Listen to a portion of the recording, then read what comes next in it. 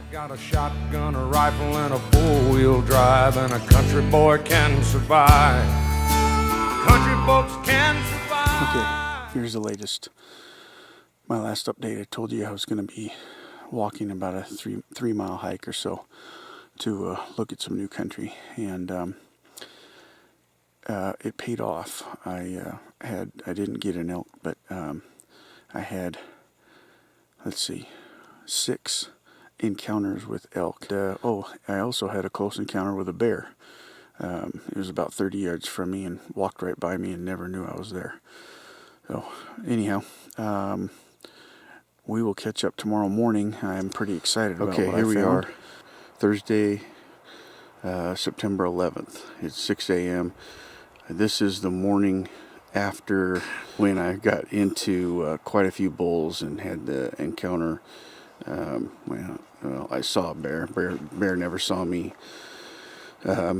Anyhow, it is extremely windy this morning, which does not bode well for us. It's already a disadvantage. However, we're going to see if we can buck the odds and make this happen. So I will hopefully be updating you in an hour or two. So there we go.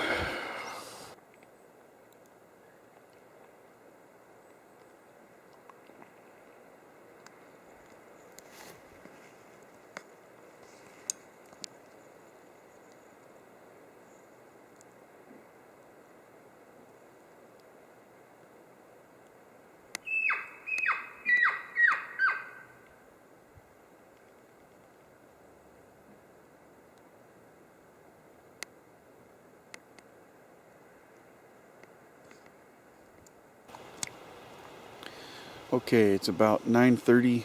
John and I just got done with the stand of timber that I ran into a bunch of elk yesterday evening, and had high hopes for this morning. And the whole morning started off with me getting us completely off track, walking in and spending about 45 minutes trying to get back to where we were supposed to. And that's kind of, that theme carried through. The odds were stacked against us from the get-go, and we didn't see one elk in there. And if it's not blowing hard, we'll be back this afternoon and hopefully have a situation like I did last night in there. And so, not the update I wanted to give. I'm pretty disappointed. We'll see you in a little bit. Okay, it is Thursday, September 11th, 11 o'clock at night. John and I are just getting ready to go to bed. It was a rough day of hunting today. However, this afternoon, I've decided to go back into the canyon where John shot his bull and did a little calling in there. And right before dark, I was raking a tree, and I got a bull, I don't know, about 150 yards away to rake a tree back at me, and he did that several times, and I ended up getting a look at him, and he was an absolute monster. And so we're going to try to go after him tomorrow morning and really probably focus most of our efforts on him now over the next couple days. So okay, another update here. It's Friday, September 12th, about 12:30, and John and I just spent the last 6 or 7 hours in a canyon where we knew that the big guy was that I saw yesterday. I never got closer than about 80 yards from him and never saw him. So and I bailed out of there. I didn't want to go any further because it was really brushy, and I didn't want to risk bumping him when I knew I could hunt him tonight. That's where we're at, and hopefully this evening we'll have the update that we've all been waiting for. Okay, it's the evening of Friday, September 12th, and John and I just got home, or back to the trailer, right in his kitchen, and unfortunately he never came out of the timber line. I could hear him within 40 yards of me, and I heard another bull as well in the other direction, about the same distance, and neither one of them would come out of the timber while it was light. So tomorrow's another day.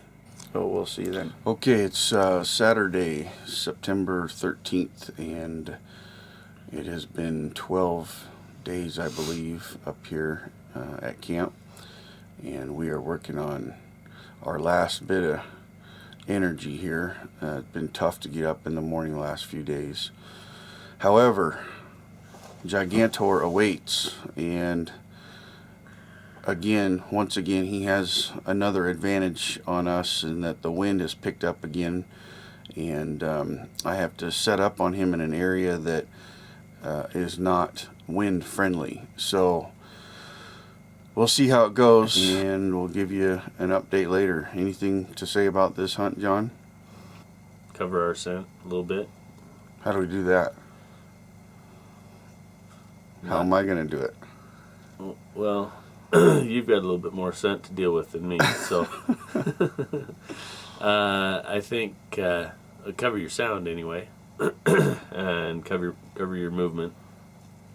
But tell everybody what we're going to douse my coat in. The golden estrus. That's the ticket today, I think. Yeah. That's going to be our ace in the hole. That's essentially a musky, urine-y smell from a cow elk. It's going to be all over me, and that's the only way probably that I'll be able to cover my scent in this kind of wind, and with how weary this bull is, we got to use everything we can to our advantage. So we're just going to spray me all down in this musky urine. All right, we will update you a little bit later. All right, Sunday, September the 14th is 5:30. I forgot to do an update last night, but essentially Gigantor will live another day. He never showed up, at least not until dark. My wife has been taking care of everything for the last 2 weeks, and I really appreciate that, and I want to try to get home as quickly as I can. So all right, we're going to try to get her done. Let's get her done. All right. All right, it's Sunday the 14th. We just got done with the morning hunt. What time is it, John? 8:10. 10 after 8, and we never heard or saw an elk. However, if you hear that in the background, those are squirrels dropping cones out of trees, and they hit branches, and it's easy to mistake that sometimes for bulls in the distance. They're hitting their antlers against the trees. I also wanted to quickly get this on video. Of course, now there's no birds, but we're standing about 10 feet from John's elk carcass. It's been here for several days now, and there's been a bear visiting it. We heard coyotes down here the other night howling, or the other morning. But these birds, they're called camp robbers. Even though we're standing 10 feet from it, they'll come right down and peck at it. So I'm going to see if we can get them here.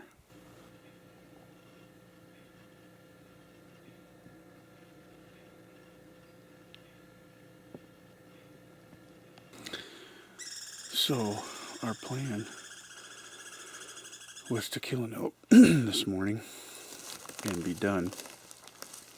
And of course, the bulls didn't get the memo. So my wife gave me the go-ahead to stay another day. I don't know if I'm going to do that or not. The season ends tomorrow. We'll probably try to move on to another spot here this morning called Kelly Hump, one of our spots we scouted. And there is one spot I'd like to hit in the afternoon. Was that a cone? Just went inside the elk. Okay, this is becoming a hazard area. These squirrels are dropping cones. Watch it. We didn't bring a hard hat. Oh, shit.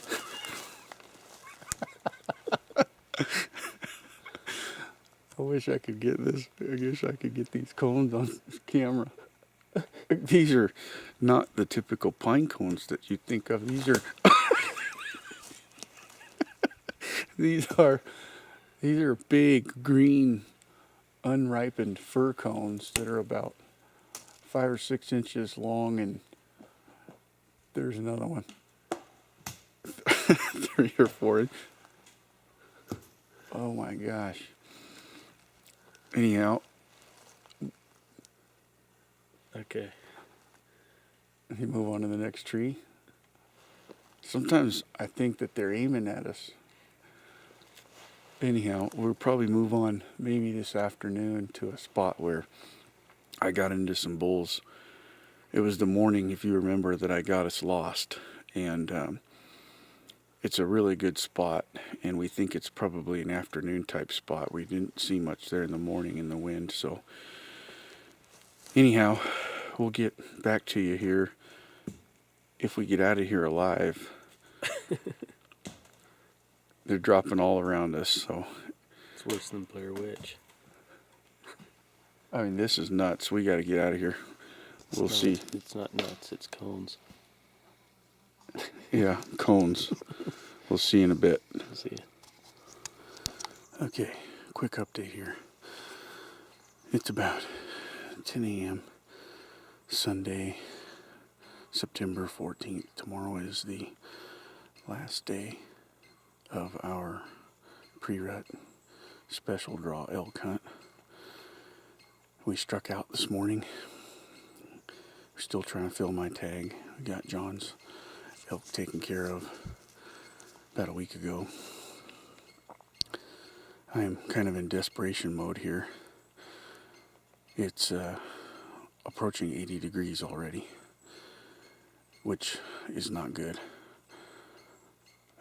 These elk bed down and don't respond to calls, and so anyhow, I'm going to take about a 4 or 5 mile hike here. Left one truck parked in the bottom. John dropped me off on top. Plan on spending the whole day. Went back to camp after our morning hunt and packed pretty heavy with food, water, extra clothes, and of course my knives and processing gear. Hopefully I'll have to use it. So anyhow, the next update will be sometime this evening. Hopefully I'll have some good news. Yesterday my wife, I was supposed to go home today, and my wife texted me and said, "It's okay, we all understand if you want to stay for the last day of season. So worst case scenario, don't get anything tonight. I'm going to hunt tomorrow morning, and then we're going to go home." John's back at camp right now, cleaning things up and waiting for my call to come help me pack out an elk. So anyhow, that's where we're at, and we'll talk soon, hopefully real soon. Here's one of those pine cones, or fir cones, that the squirrels were dropping on us earlier today. I'll show you in relation to my hand how big they are.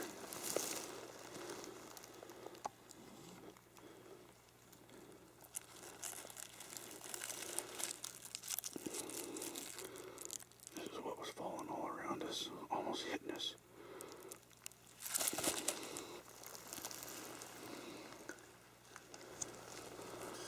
Okay, well, I was on my way up to the rub tree. I heard some shooting up on the road, main road, about 300 yards from me. Bunch of people, it sounded like a bunch of people yelling and hooting it up, and it is Sunday, so there are people out dicking around. So I snuck up there, to about 50, 60 yards away in the woods, and of course they had no idea I was there. And it turns out it was a guy and a girl who were standing around in their underwear. Apparently they just got done having some fun. Now they're drinking beer and shooting all the beer cans up. which I'm sure they'll leave out in the environment. Because that's what idiots do that drink beer and shoot guns. So anyway, I'm going to put the camera away for a while because I'm getting into some areas that I'm going to want to call as soon as I get away from the road and those morons up there. So I'm going to go down about 400 or 500 yards into this canyon where there's been a lot of fresh sign for elk. So I'll get the camera out later and go through another deal like this. So bye. Okay, I was just on my way to the next spot that I wanted to get to for elk, and I jumped a buck. I didn't have a chance. He was out of there pretty quick. If I would have had an arrow knocked, I might have got a shot at him. He was a 3x4. Now the reason I couldn't get a shot, I didn't have an arrow knocked. And the reason why is because I typically do not walk around the woods with a knocked arrow. I only knock one right before I'm going to sit down and make a calling stand. And the reason being is that if you were to trip or stumble or fall, you could impale yourself with this broadhead, which is made to fully penetrate an animal the size of a horse. So if you were to do that to yourself in the leg, or worst case in the gut, you may not make it out. So I figure it's not worth it to walk around with one knocked, even if I miss an opportunity at a deer or another animal. So we've been doing what's called blind calling, which is setting up in areas likely to hold elk and calling. Alright, I've just found a pretty good spot to call. It just reeks of elk in here. Very musky scent of a bull. There's thick timber on both sides of me in a big open clearing. I'm not the best elk caller in the world, but I have called in a few bulls, quite a few bulls over the last couple weeks. So we'll see if there's one that I can entice to get out of his bed.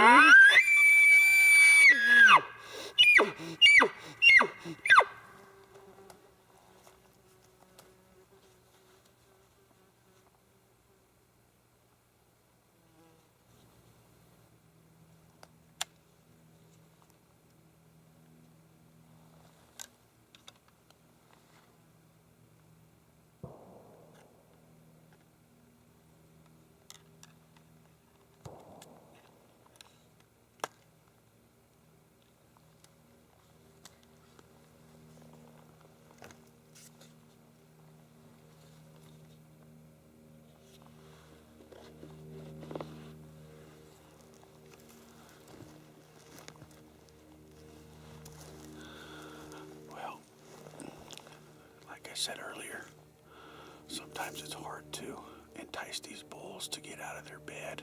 And I'm going to do this for the next several miles, just stop at likely places or places that we've scouted that show elk sign.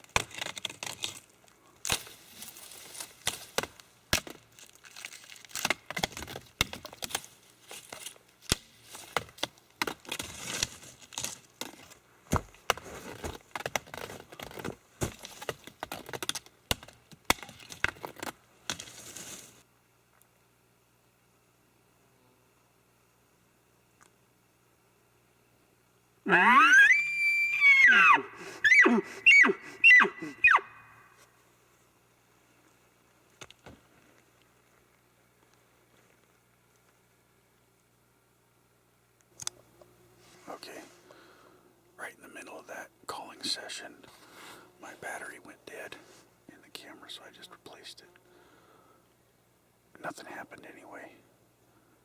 So I'm going to sit down for a minute, eat a sandwich and an apple or something, and then continue on my trek. If something significant happens, I'll turn it back on, but unless that happens, then I'll check in with you later tonight. So I just finished eating lunch, and I'm about to continue on, but I was just going to mention that as I'm sitting here eating my sandwich, enjoying the peace of the forest and listening to the forest noises and watching the squirrels gather mushrooms and a pileated woodpecker working on a tree and pine cones falling from the trees, or fir cones, I realized how lucky I am. What a lucky man I am to have discovered the outdoors through hunting. And not everybody gets to enjoy this and take part in this.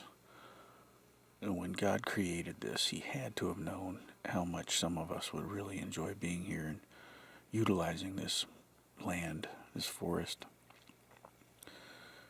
If I get an elk on this trip, I'll be happy. I only have a day left to do it. We got one, and I said before we came that if we got one elk, it would be a success. If we got two, it would be extraordinary. So we've already had a successful hunt. Had a great time and created a lot of memories. But this is what it's about, sitting here and eating lunch in the middle of the forest alone, listening to the sounds, nature, Mother Nature, and what God created for us. Anyhow, I'm a grateful man. All right, so it is Sunday the 14th. I don't know, probably around 8 o'clock or so. Just got back to camp. Struck out again. Hiked my boots off today. And never even heard a twig snap other than the deer that I jumped. I'm going to take a shower now and get something to eat and go to bed and try it in the morning, and we'll catch up with you tomorrow. Okay, it is the last morning of our 2014 elk hunt in the White River GMU here in Washington. It is about 6:15. This is my last hurrah here. We're going to leave, pack up camp. The camp's already pretty much packed up, but I'm going to hunt for 2 or 3 hours here at a spot close to camp that we know elk bed in, and they disperse in different directions from there, and so I'm hoping to get myself in a position where I might be able to call one off before they're, I say bed, this is where they feed, and they disperse to go to bed. I'm hoping to peel one off here before they head to bed for the day, so I am really tired. In fact, I'm the most tired I've been this whole elk trip.